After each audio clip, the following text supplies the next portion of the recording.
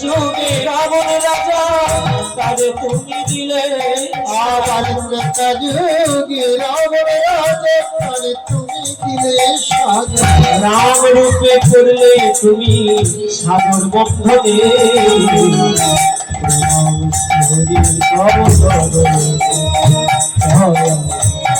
রাম শ্রী হরি তব চরণে, প্রণাম শ্রী হরি তব চরণে, প্রণাম শ্রী হরি তব চরণে। তারপরে কৃষ্ণ রূপে তুমি কত লীলা করেছ, কংসকে ধ্বংস করে মথুরাতে রয়েছ। আর তারপরে কৃষ্ণ রূপে রূপধরে তুমি কত লীলা করেছ, কংসকে ধ্বংস করে মথুরাতে রয়েছ। পাণ্ডবের হয়ে সখা কুরুক্ষেত্রে দিলে, দেখো পাণ্ডবের হয়ে সখা কুরুক্ষেত্রে দিলে দেখা। তুমি পাণ্ডবের হয়ে সখা কুরুক্ষেত্রে দিলে, তবে পাণ্ডবের হয়ে সখা কুরুক্ষেত্রে দিলে দেখা। যুক্তি দিয়েছিলে তুমি দুর্যোধনের পদে, শ্রী হরি তব চরণে,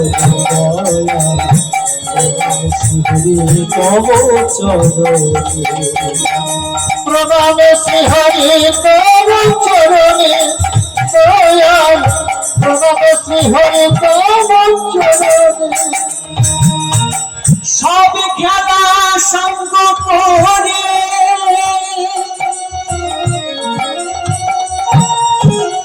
এলে তুমি কলিতে, হরিনামের খেলা শেখাইলে গৌর হরি রূপে। আর সব খেলা সঙ্গ করে এলে কলি যুগেতে, হরিনামের খেলা শিখাইলে গৌরী হরি রূপেতে। এই অধম বলে তাই গৌর চরণে দিও ঠাঁই। ধাম বলে তাই গৌর চরণে দিও ঠাই। এই অধম বলে তাই হরি চরণে দিও ঠাঁই। ধাম বলে তাই হরি চরণে দিও ঠাই। তব নাম গাই যেন ভজনে, নাম শ্রী হরি তব চরণে, প্রণাম শ্রী হরি তব চরণে, প্রণাম শ্রী হরি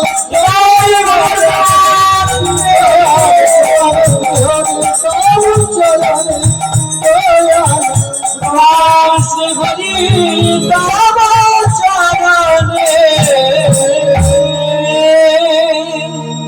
ভগবানের কথা হচ্ছিল যে জোড়া প্রকৃতির অধিষ্ঠাত্রী দেবীকে দুর্গা, তাই না? ভগবানের অনন্ত শক্তি, ভগবানের একদম সমস্ত যুগের ভগবানের বিভিন্ন অবতারের কথা বলবো।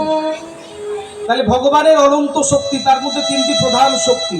একটা হচ্ছে ইন্টারনাল পোটেন্সি, অন্তরঙ্গা শক্তি, এক্সটার্নাল পোটেন্সি, বহিরঙ্গা শক্তি, আর আমরা যারা মানুষ তারা হচ্ছে মার্জিনাল পোটেন্সি বা তটস্থা শক্তি। তাহলে ভগবানের যে এক্সটার্নাল পোটেন্সি, জড়া প্রকৃতির অধিষ্ঠাত্রী দেবী হচ্ছেন দুর্গা। তিনি কি নিজের ইচ্ছাতে কাজ করছেন? তিনি নিজের ইচ্ছাতে কাজ করছেন না, তিনি গোবিন্দের নির্দেশে কাজ করছেন। এখন প্রশ্ন হলো, এই যে জড়া প্রকৃতির অধিষ্ঠাত্রী দেবী, ভগবানের এক্সটার্নাল পোটেন্সি, তিনি কিভাবে কাজ করছেন? ঠিক ছায়ার মতো কাজ করছেন। হাতের নিচে আমরা যদি হাত রাখি, হাত নাড়ালে হাতের নিচে ছায়াটা কি করে নড়তে থাকে, হাত নাড়ালে ছায়াও নড়ে।